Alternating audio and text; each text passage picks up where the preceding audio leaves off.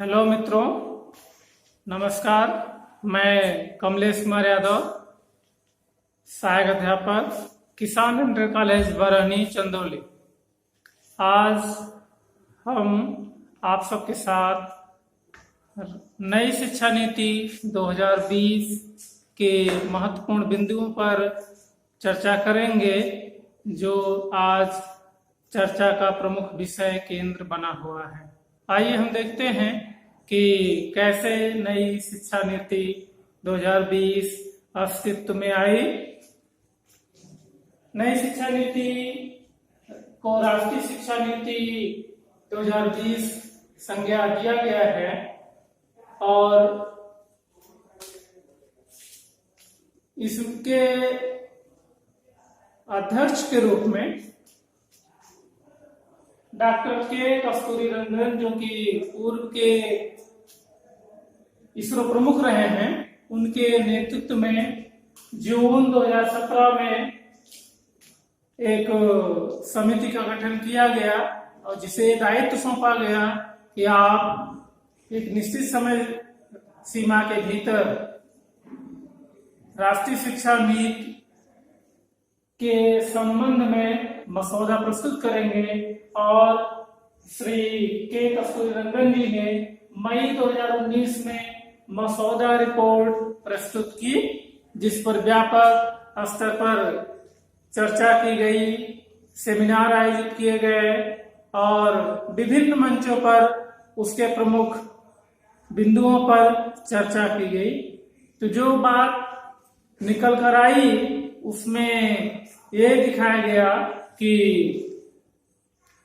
राष्ट्रीय शिक्षा नीति 2020 जो अस्तित्व में आई है, उसके पूर्व राष्ट्रीय शिक्षा नीति आई है। प्रथम से राष्ट्रीय शिक्षा नीति आई थी 1968 में। इस आयोग के अध्यक्ष डॉक्टर दौलत सिंह कोठारी थे और इस समिति का रिपोर्ट शिक्षा और राष्ट्रीय विकास रखा गया और यह आयोग 1964 में स्थापित किया गया। 1966 में इसने रिपोर्ट प्रस्तुत की और 1968 में जाकर के इस आयोग की अनुशंसाओं को सरकार ने लागू किया। यह उस समय का दौर था जब श्रीमती इंदिरा गांधी जी प्रधानमंत्री पद पर आसीन थे। दूसरी शिक्षा नीति 1986 में आई, तब श्री राजीव गांधी जी भारत के प्रधानमंत्री थे और इसी 1986 की राष्ट्रीय शिक्षा नीति के नेतृत्व में नवोदय विद्यालय समितियों का आयोजन किया गया। नवोदय विद्यालय अस्तित्व में आए और इस आयोग में ज्यादा जोर विषमता को दूर करना था, खासकर भारतीय महिलाओं के संदर्भ में एसटी एससी को शिक्षा को समान अवसर प्रदान करना था। और अब जाकर के 34 वर्ष बाद राष्ट्रीय शिक्षा नीति 2020 अस्तित्व में आई है।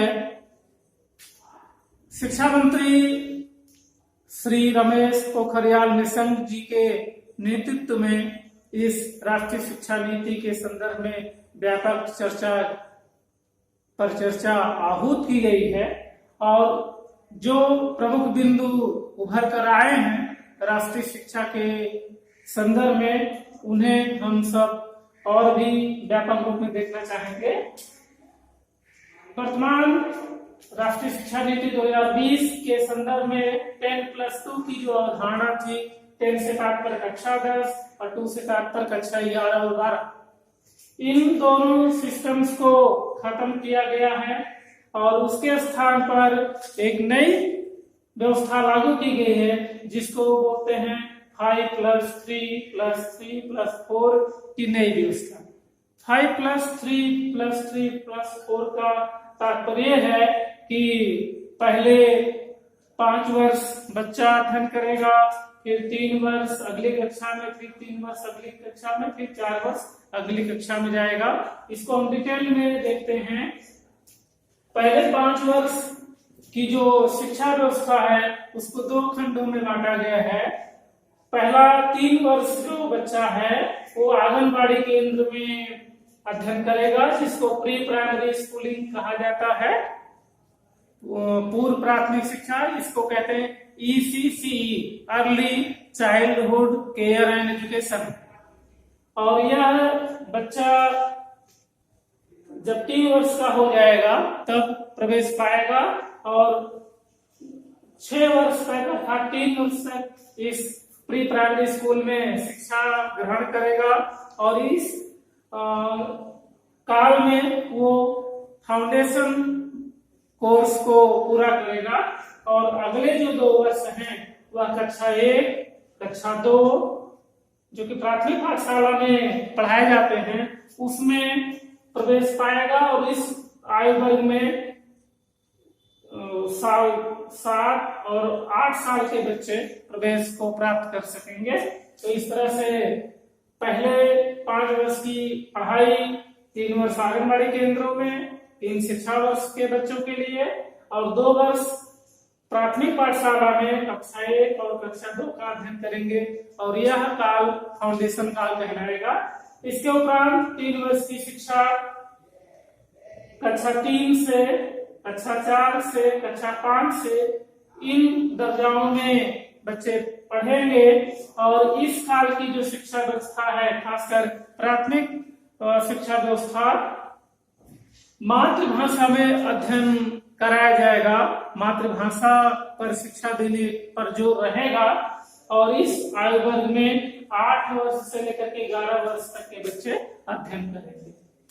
फिर हम देखते हैं कि 3 वर्ष की और शिक्षा व्यवस्था की गई है जो कि कक्षा 6, कक्षा 7, कक्षा 8 इन 3 कक्षाओं में बच्चे अध्ययन करेंगे और इस कक्षा में साल 11 से लेकर के साल 14 वर्ष तक के बच्चे अध्ययन कर पाएंगे और इस कक्षा 6 से 8 तक के जो शिक्षा व्यवस्था है इसमें रोजगार एवं कौशल विकास पर ज्यादा जोर दिया गया है और जैसे ही जो बच्चा रोजगार या कौशल जिस क्षेत्र को चुनता है उसमें उसे इंटर्नशिप की भी व्यवस्था की गई है ताकि वह अपने काम में दक्ष हो सके और आगे अपने हुनर को बढ़ा सके और रोजगार के काबिल बन सके।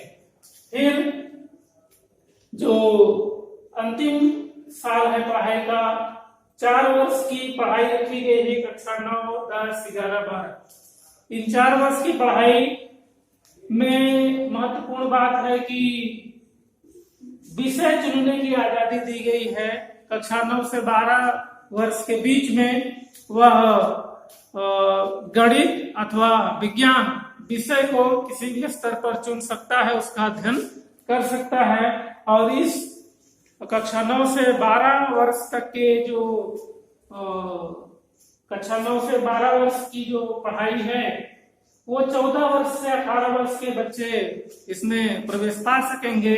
कक्षा 10 तथा 12 के विद्यार्थियों के लिए नई परीक्षा प्रणाली लाई गई है जिसे सेमेस्टर आधारित परीक्षा प्रणाली कहा जाता है। वर्ष में 2 बार परीक्षाएं होंगी और परीक्षा का पैटर्न वैकल्पिक प्रश्न पत्र आधारित होंगे और जबकि दूसरा प्रश्न पत्र सब्जेक्टिव होगा अर्थात निबंधात्मक प्रश्न पूछे जाएंगे। साथियों, इसके साथ ही अब हम उच्च शिक्षा के प्रमुख पहलुओं पर चर्चा करेंगे। नई शिक्षा नीति 2020 में स्नातक स्तर की जो पढ़ाई है, वर्तमान शिक्षा नीति में यह प्रावधान है कि व्यक्ति अगर प्रथम वर्ष पढ़ा छोड़ दिया तो उसकी पढ़ाई व्यर्थ, द्वितीय वर्ष पढ़ा छोड़ दिया तो उसकी पढ़ाई व्यर्थ, जब तक वह 3 वर्ष या 4 वर्ष की पढ़ाई पूरी नहीं करता है उसकी पूर्व की सारी पढ़ाई व्यर्थ मानी जाती है, उसका उसे कोई लाभ नहीं मिलता है। जबकि नई शिक्षा नीति 2020 में यह प्रावधान किया गया है कि जैसे ही छात्र स्नातक स्तर पर प्रथम वर्ष की पढ़ाई पूरी करता है उसे सर्टिफिकेट प्रमाण पत्र दिया जाता है। 2 वर्ष की पढ़ाई पूरी कर लेने पर डिप्लोमा प्रमाण पत्र दिया जाता है, जबकि 3 वर्ष या 4 वर्ष की पढ़ाई पूरी कर लेने पर उसे डिग्री प्रमाण पत्र दिया जाता है। जो छात्र केवल स्नातक स्तर तक पढ़ाई करना चाहते हैं उन्हें 3 वर्ष में डिग्री मिल जाएगी, जबकि वह छात्र जो कि उच्च शिक्षा में जाना चाहते हैं, अनुसंधान में जाना चाहते हैं, उन्हें 4 वर्ष तक स्नातक स्तर पर अध्ययन करना होगा और वह इसके उपरांत शोध तथा अन्य क्षेत्रों में जा सकेंगे। इसके बाद देखते हैं कि जो वर्तमान शिक्षा व्यवस्था है उसमें जीडीपी का 4.43% शिक्षा व्यवस्था पर खर्च हो रहा है, जबकि नई शिक्षा नीति 2020 में जीडीपी का 6% खर्च करने का मसौदा रखा गया है, संकल्प लिया गया है। इस नई शिक्षा नीति में एमफिल की जो पढ़ाई है उसको खत्म कर दिया गया है, अर्थात अब आगे से एमफिल के कोर्स नहीं कराए जाएंगे। यूजीसी, एनसीटी, एआईसीटी आदि नियामक संस्थाएं, यूजीसी विश्वविद्यालयों को रेगुलेट करती है, एनसीटी शिक्षक शिक्षा को रेगुलेट करती है और एआईसीटी यह तकनीकी शिक्षण संस्थाओं को रेगुलेट करती है, जबकि इन तीनों को एसिमुलेट करके एक रेगुलेटरी बॉडी बनाई गई है और वह तीनों के नियम कायदों को संभालेगी, देखेगी।